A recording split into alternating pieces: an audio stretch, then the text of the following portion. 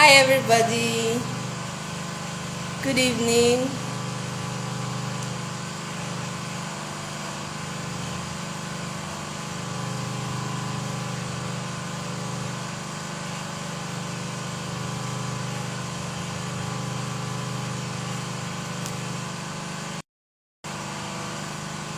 Hello, good evening. Touch points comes. Hi, good evening. Thank you for joining us.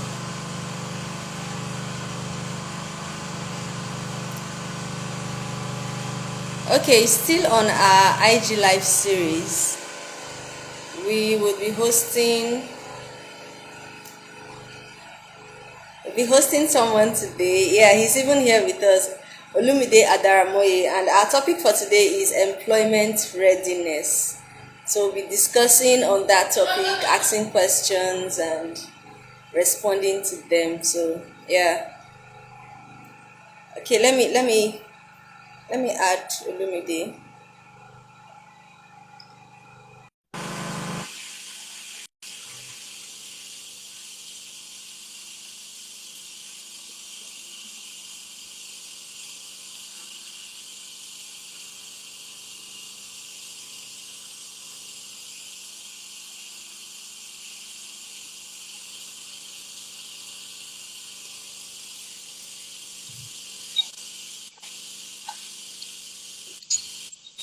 Hi, Olumide. Good Hi. evening.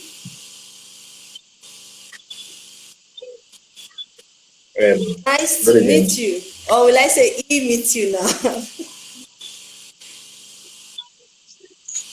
Yeah, All you right. too. Thank you for accepting to be our guest for today. So we have a lot to talk about. So let me just jump as Absolutely. people join us.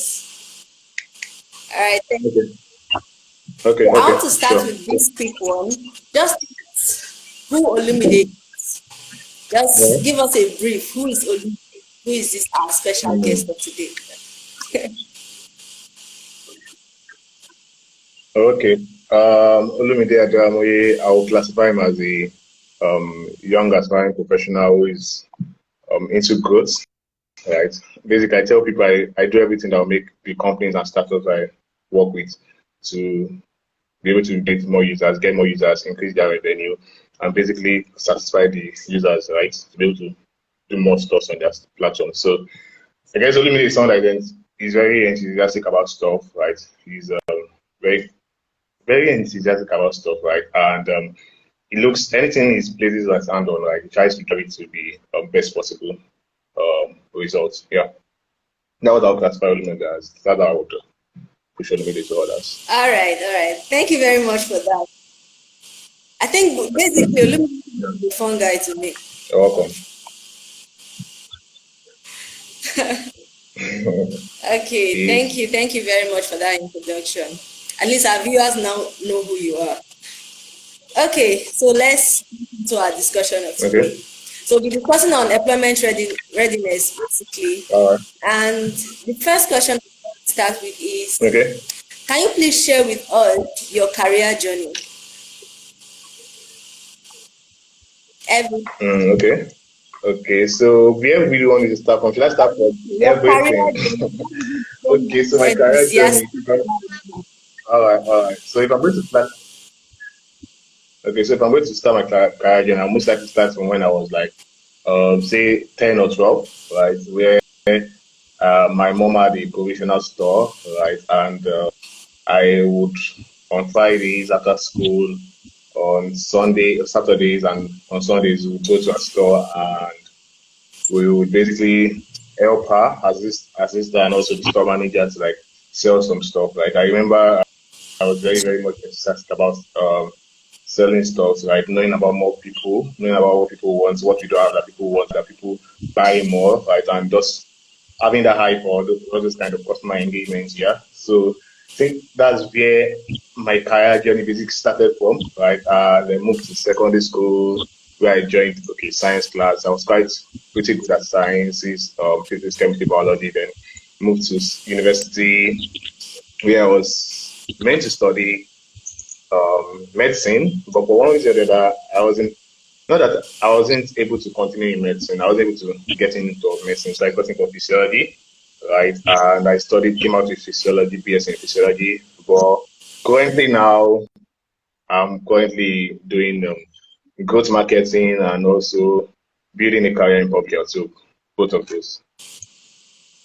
Yeah. So that's like a bit of my career. So I can, That's a whole lot. I'm just looking at what you wanted to start with in the beginning and the switch.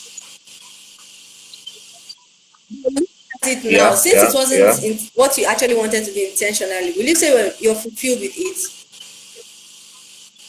If you Okay. So would you for still go and me, study medicine?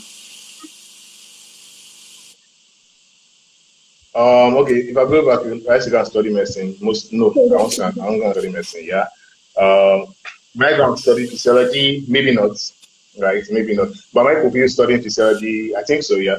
I think the initiative why I wanted to study physiology in the first instance, or why I opted to study physiology was because of my curiosity about the human body, about how the human body functions as a system, and that's what physiology speaks to. So at that point, right, the decision I made then, and with the information I need, I don't think I regret doing that because I basically have better understanding about human body function, and physiology sort of gave me a pathway, at least not studying medicine rather, gave me a pathway to be able to get to where I am, right, the career I'm currently pursuing. Yeah, Okay, so. okay. Thank you for that. I still have another question to build on that. Mhm. Sorry. I think one thing is Okay, once you ask a okay, no question and problem. you share, sometimes questions jump up from that. So you said you switched Hmm. from physiology now. Okay, looking at right now you're a Yeah, marketer, you're into marketing.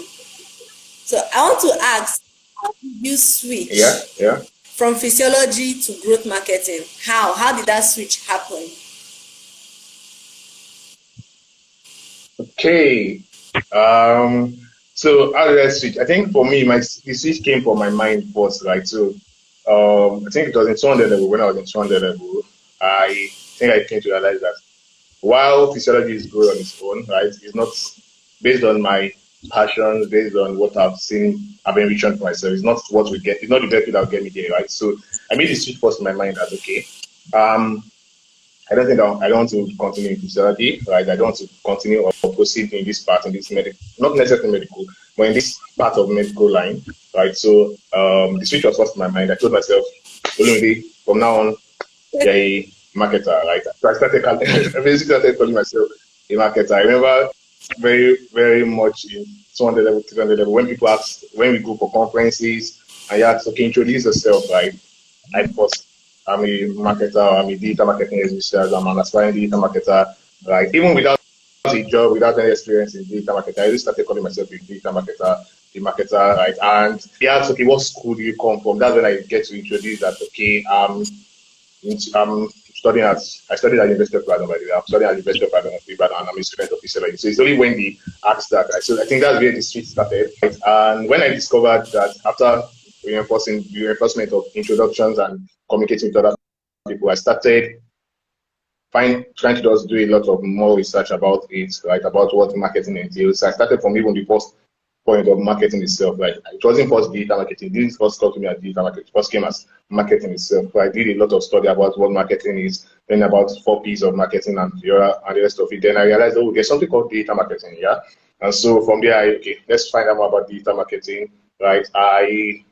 That's when I started taking a couple of courses. Then I got the boldness to be able to be reaching out to folks in digital marketing. So I remember quite vividly, if you check my LinkedIn, maybe in 2018, 2017, 2018, you will see DMs that have been aired. Some were responded to, some were not responded to, of me reaching out to top professionals in marketing and saying, hey, this and this and this. I'm currently looking to switch from digital marketing, from healthcare to data marketing, right? What would you advise me to do? What would you recommend me to do? And I got a couple of responses from that, got a couple of advices on that. Some of them aired me, and there's no doubt, there's no qualms about that. But from there, I picked up, okay,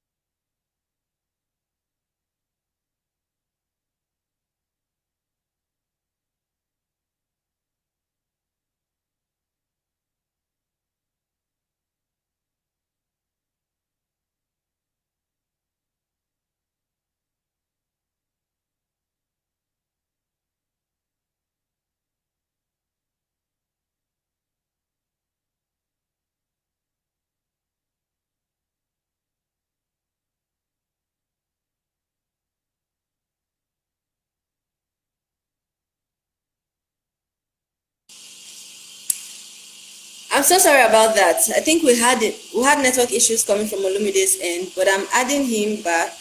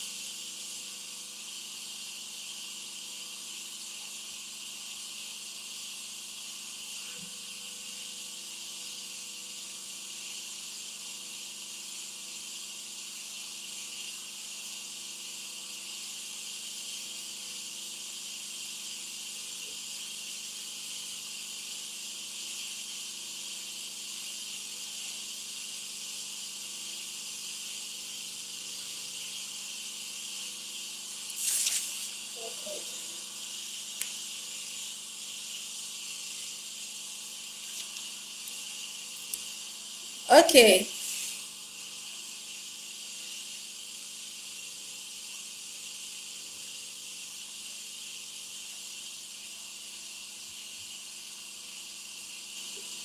Hi. So I'm so sorry for being logged out, right? I think Instagram was doing a couple of upgrades on my app, so that's why. Sorry about that. Okay. So where did I stop, please? Could you just remind me so I can, or where did you miss me at? Like, where did you miss me at so I can just retrack? Okay. Wait. Sorry, I'm trying to like get back. I think you asked me to share about my journey of the switch Yes. to from healthcare to. Yeah. Okay, so basically, for as I was saying, I did a couple of reaching out, right, after doing my own individual search to now focus on data marketing. Then I did a couple of reaching out to folks that I check their LinkedIn profile and I see that, oh, these people have 10 years experience in marketing, they have 5 years experience in data marketing and stuff like that.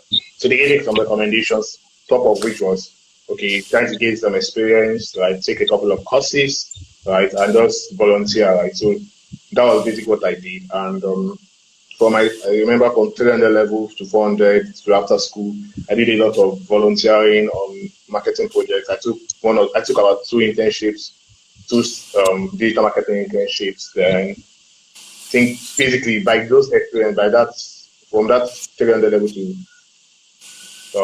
final year and outside school, right, I was able to gain enough experience to get me my first associate role. Yeah, so that's basically how I just made the switch. Wow. I think I think one thing I picked out of everything you just said, there's a lot. Because I'm looking at even the boldness to switch. Because I actually went to Yeah. school to do something else and you discovered that you had passion for something else and you were bold enough. Hmm. So I think one thing that stood out for me there was it's never too late to jump into your passion, right?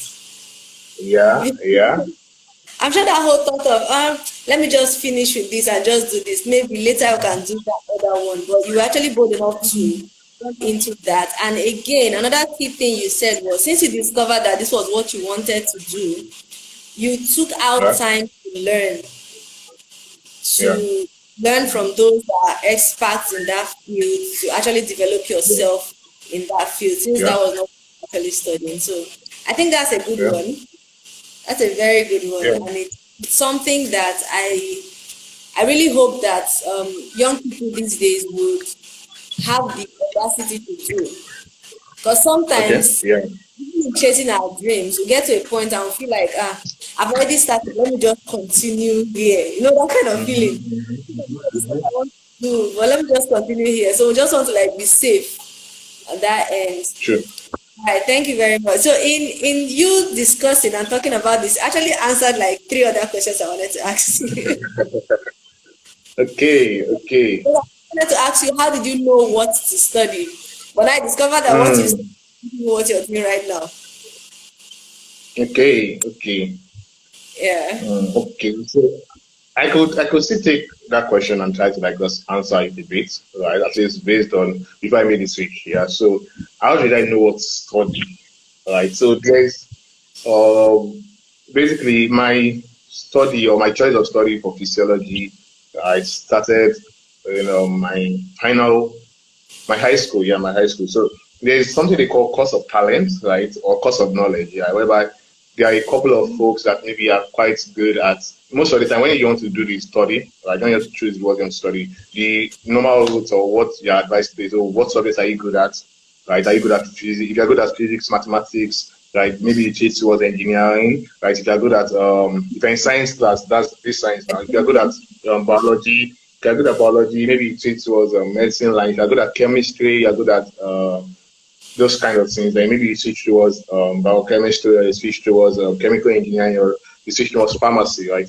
So the challenge with mine was that I won't necessarily say I was top good at everything, but I was considerably good at everything, right? Like so say you are getting your scores are like average of 80s in maths, in your English, in your maths, in your physics, in your chemistry, in your biology, right? And so there's this okay, this guy is a bit good, right? So where should we push into? Like what would it fit perfectly into? So right. And I think most of the time the people that are quite maybe that good or and they push them towards medicine. Like so basically I was pushed towards medicine and I took the jam for medicine. I think my score then was 206. Yeah, I remember quite vividly, 206. I think that was when jam was still doing PPT and CBT. So there was a challenge of 206 in University of Ibadan. Would this guy be able to make the cut right? The medicine is quite competitive and all. So in that sense, they're like, oh, the suggestion was that, oh, why not just go to physiology, right, or go to another course, right, and maybe your 200 level you switch back to medicine and stuff. So we opted for that. There was the option of physiology, chemistry and human nutrition. So that was where my decision of, oh, I want to just understand. I prefer more of biology. I prefer more of breaking down the human system. That's where it came in, and I chose okay physiology because biochemistry was combining both biology stuff and chemistry together, right? And human nutrition was like okay combination of a couple of other things. So that was what made me choose physiology, right? And lo and behold, I did my post CME. We found out that okay, UI is only using post CME that year. Right? I did my post CME. I got more than the cutoff for medicine. But I was already in physiology, right? And on the level, I passed the cutoff of medicine also. However, by the end of on the level, I knew okay, I don't want to go to medicine again. I don't want to do medicine. I just want to see where this leads me to, and maybe by then figure out what else I want to do, what else, or the vehicle that will be taken to where I wanted to go to. So 200 level was more of a year of self discovery for me, right? So I've, I've told them that I'm not doing medicine again. So what do you want to do? Like, so what do you want to do? What do you want to make out of the physiology? And that was when I did the whole plunging into like get to know okay what exactly do I want to do, and that's where I found out okay there's the marketing. I found out my flair for marketing and data marketing. So that sort of captures it. I hope that answers the question. Yeah, it does. It All right, does. cool. So, but I discovered now that you actually went into physiology because we were one of those geniuses in school. I remember back in secondary school, Okay. we always had that issue. So the people that were good in literature were mathematical art students, people good Mm-hmm. in arts were science students. Those people that were good in everything, you're not looking for okay. What? But Yeah. before them, because I'm looking at you actually studying physiology was not really you. It was based on what the environment you found yourself and the way you responded to your subject and all. Yeah. Yeah. Growing up, Yeah. what were one of the things you actually enjoyed doing that Mm. that Mm. might have? Because looking at you now, to be a marketer, there are some inherent skills you have. Aside what you've Well, learned, there are some things that you have. I take me for Yeah. example. I don't think I can do marketing. Capacity Why do you to say so? someone and all that. For you to be a marketer, you have to be dogged, and those are not things you learn in a book. Yes, you could learn some, but some have to be inside of you, Okay, right? okay, true. So Yeah, before true. you get to that point where you're good at everything and okay, yeah, automatically you're doing medicine. What Yeah. are some things that you actually enjoy doing that you felt maybe might have been a lead to your career path growing up? Okay, okay. So for me, right, one thing I enjoyed doing while I was growing up, right. So as much as I was quite good with, I was quite maybe okay with grades, right. I wasn't necessarily the person that the first thing I go to is my books, right. So growing up, I wasn't that kind of person that okay, maybe I'm a book nerd and that or maybe acing my scores and stuff. But I pay attention to my books, but not like oh the go-to thing when I come. I know I've always heard of stories of people that oh they are the kind of people that love themselves indoors and read from morning to night and that stuff. And it's amazing, right? I envy them. I really want to be like them. Hopefully, I even get to be like them. But for me, more what I was much more interested in when I was growing up was as regards so first thing was as regards basically business. Yeah, let me just put it at business because I remember when I was growing up, say when I was 10, 12, when I had my first phone that could browse, since I was browsing almost every single week, almost every single month was okay, who are the top richest people in the world? Like who are the most influential people in the world? Who are the most powerful people in the world? Right. That's why I got to fall in love with someone like Warren Buffett. I fell in love with someone like Mark Zuckerberg, and I just got to like read about more of these guys. Like I think when I was young, about 14, 13, I found out about, oh, there's something called stocks, there's something called shares, there's something called investment. And also I was reading a lot about them. Forbes, Investopedia, those are really my go-to resources. Like, and I also sort of did a couple of things when I was growing up, like when I was in my teenage. Like I remember there was this during the time of Naira Land, I don't know if you know Niger, Loaded, Goes Loaded, all those WAP trick and stuff when they came up, right? So I sort of worked with some this platform similar to that, right? While I was a teenager, just trying to learn about admin, community management for them and all. And I also did a couple of let's say businesses or trips myself, right? So I did a couple of businesses while I was young. I remember selling books. Right, I remember selling books in secondary school while I was still a student. I sold some books. Me and my friend we started this in quotes this kind of business or small business whereby our teacher was selling graphs to students at an high price, right? So and we found that there was someone around us on our way home that sold at a very cheaper price. So we bought from the person in bulk, or rather we told students about it. We added our markup price, bought from the person in bulk, added our markup price and sold to students. And we're making good money, right? And so those are the kind of things I did when I was younger. And when it's time for exams, I focus on my books and just okay, we focus on the book and we get some good grades. So that was how growing up was for me. All right. Thank you. Thank you very much. Okay. So let's move forward. But I think let me just comment on something there. I think one thing again that kind of stood out for me here is you already had a flair in you before you went to study psychology, physiology, right? Mm-hmm. That Yeah. means sometimes I think the young people themselves and those around them, parents and guardians and all, should actually pay attention to those seemingly inconsequential things that those children do growing up, because that Yeah. might mind Yeah. their. Because I'm assuming Yeah. if it was actually looked into for you, you might not even have to have started physiology at all. I just have jumped into Maybe. admin or marketing or something like that. All right. Yeah. Thank you very much. Okay, so let's go to the next question. Did your course of study prepare you for employment? I think we've answered Mm. it. Oh, really? I've win. Okay, my course of study prepared for employment. Well. I think it did a bit, right? I think physiology did quite prepare me for employment a bit, right? And so for me, I would say it prepared me for employment in the sense that it was a sort of wow factor for me, right?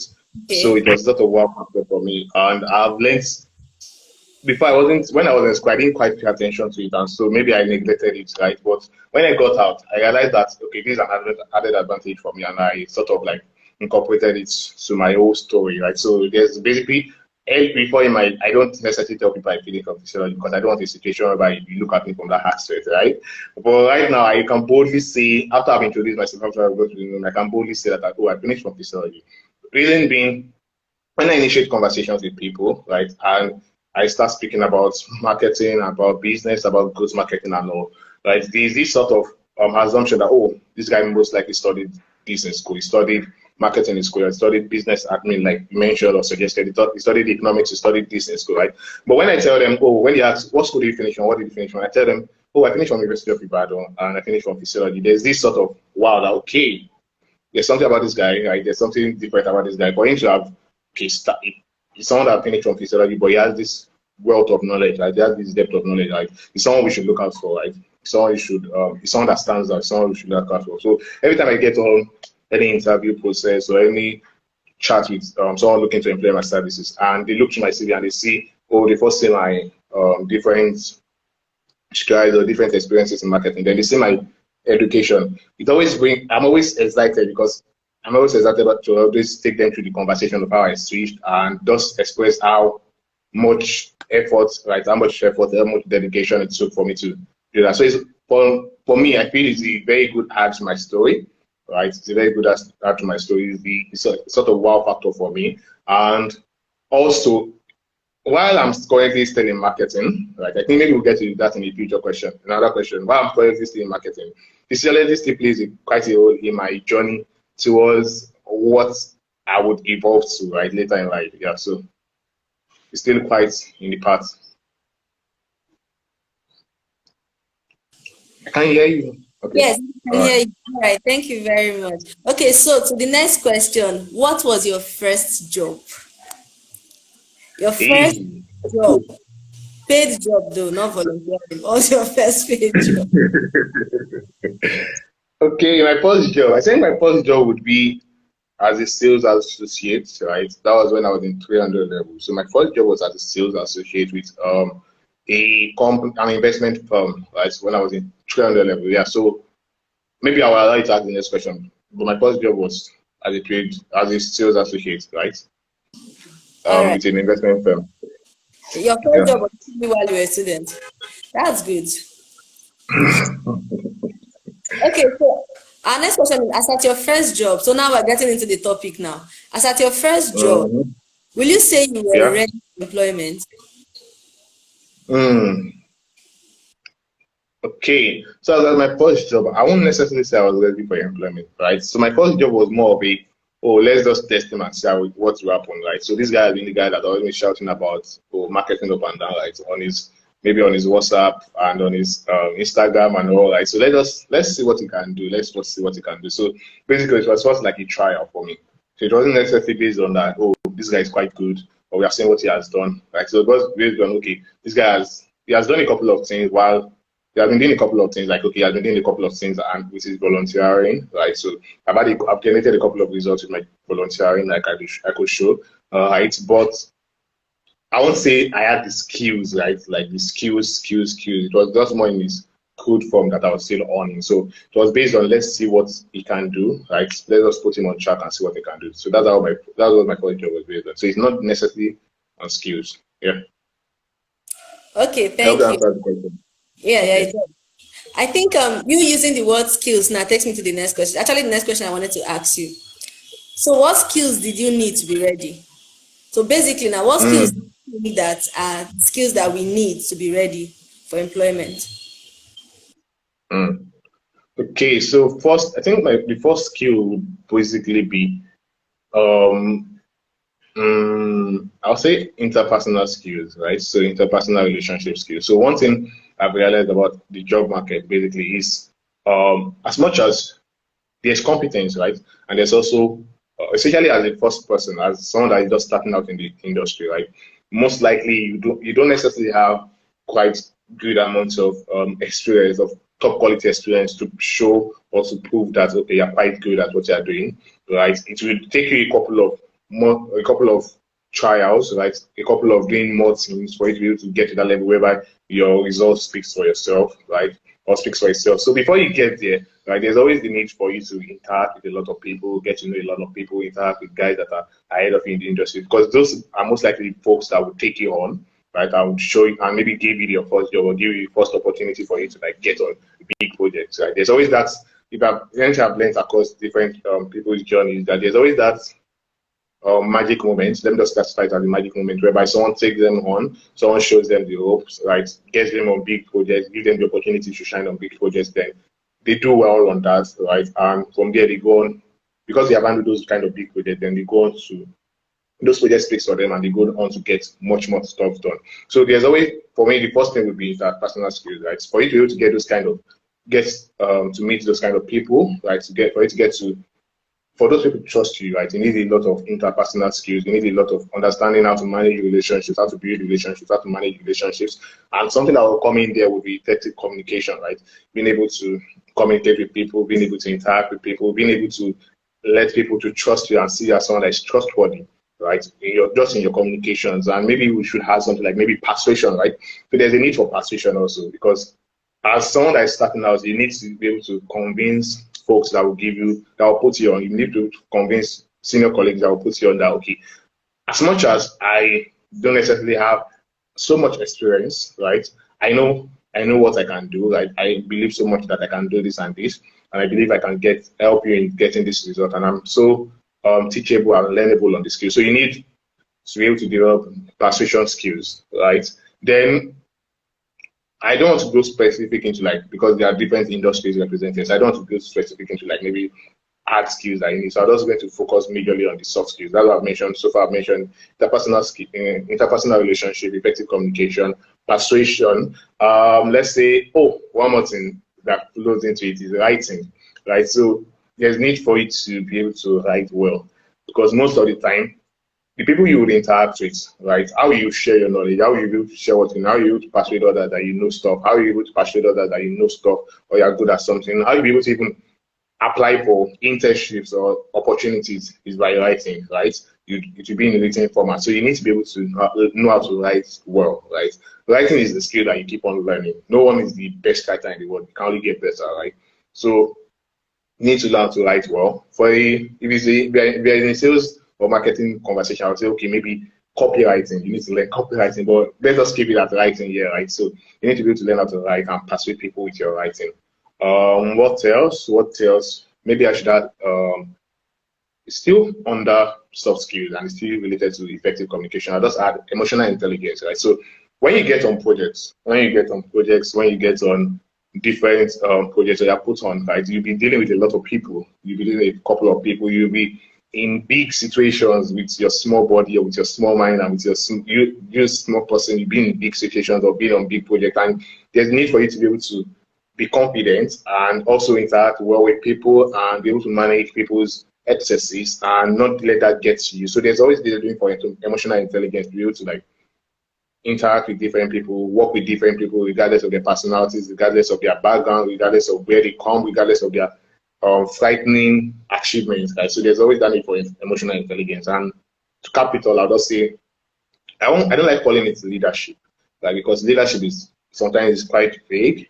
So I would rather say you need something I call agency, right? So or rather not me, I don't call it it's not me, it's that's Naval. You need something that is called agency, right? So agency is the ability to own things from start to finish, right?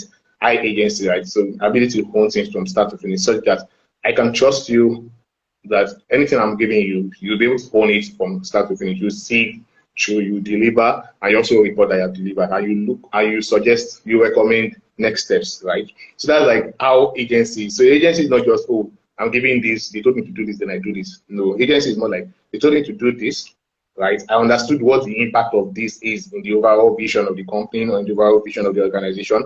Based on that understanding, I did this, this, and this, right? Then I reported this and recommended this for next, to take it to the next level. So that's like how agency is. So I believe you also need that as someone starting up, because you'll be doing you basically be doing a lot of things that other people don't want to do, right? And it's your job to make your boss or whatever puts you on to look good. So an high agency spirit or an high agency mentality is quite needed. Yeah. All right. Thank you. Yeah. That's actually a lot, basically. Okay. Yeah, it is. So I'm just looking at them now. Interpersonal skills, writing, copywriting now for marketers. A lot of emotional intelligence. If we're taking them in doses now, a lot of emotional intelligence. We're going to need a Maybe lot like of. five spoons. Okay, but I think I said maybe like five. Okay, I'm with you. no. Continue. No, like I was just following on what you said. Like if you are taking it in doses, maybe like 5 spoons of emotional intelligence, 5 spoons of leadership, of high agency, 5 spoons of writing, then yeah, something like that. Okay, this is nice. Looking at this now, to really fit into someone that's actually jumping into entrepreneurship. Okay, It's I'm with really you. to fit into that a lot. So now I'm looking at the folks that are looking at entering into the, well, I call it the white collar job now, the 5 to 8 thing out there where you Yeah, get to relate with other people. So are there some yeah. specific skills aside this now that I think those set of humans would need? Because while you were talking, Mm. I just think if you work in an office, you would need a lot of patience. That's a skill.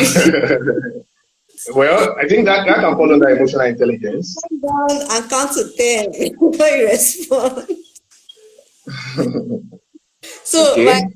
so based on that, now, like, I want to like ask. So, for folks that are doing the white collar job, the 5 to 8 thing with other people in the office, are there other skills they will need to Mhm. also go for those folks? Okay, so let me retrace a bit, then I would answer. Let me start from what you mentioned for that. Maybe this fits more into people that are doing into entrepreneurship largely, right? So the world so let me just say it like this: that the world we are in is a fast-paced one, right? And so what the global market demands, right, is not just someone that would come to an office and sit down 8 to 5 or 9 to 5, right?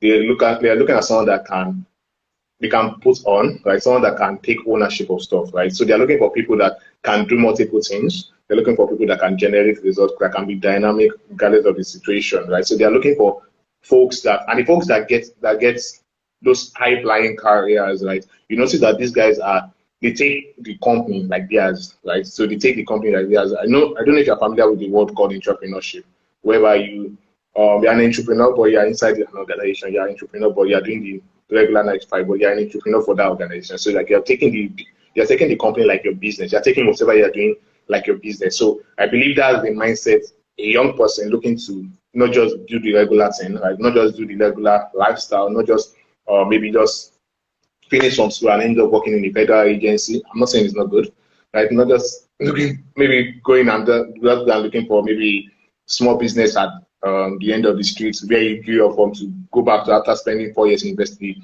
right? But if you're looking for something like high flying, something that is globally relevant, I believe those things mentioned are stuff you should take very much weighty, right? So additional skills I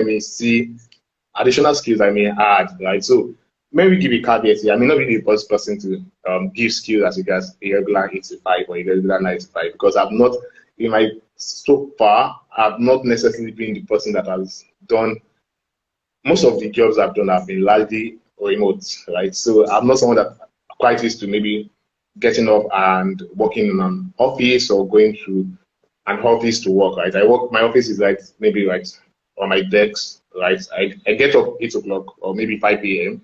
or 2 a.m. and start working from 2 a.m. till I get my calls and I do my calls and go back to work. So I may not necessarily be in the best position to give that kind of advice. But if I were to suggest, I would say if you're working in an office 8 to 5, right? If you're working in an office that is 8 to 5, you're working in an office that is 9 to 5, then you need something called priority management, right? So you need priority management because now priority management. So most people say time management, but I believe so much that we don't have control over time, right? Time was here before us. We are just passers by, basically. So we don't have control over time. But what we can control is our attention, we can control our priorities. So I believe we need priority management, right? Because if you're working with a 9 to 5, then you have a sort of structure around your work, right? And you can't, for a 9 to 5, there's limit to what you can combine, right?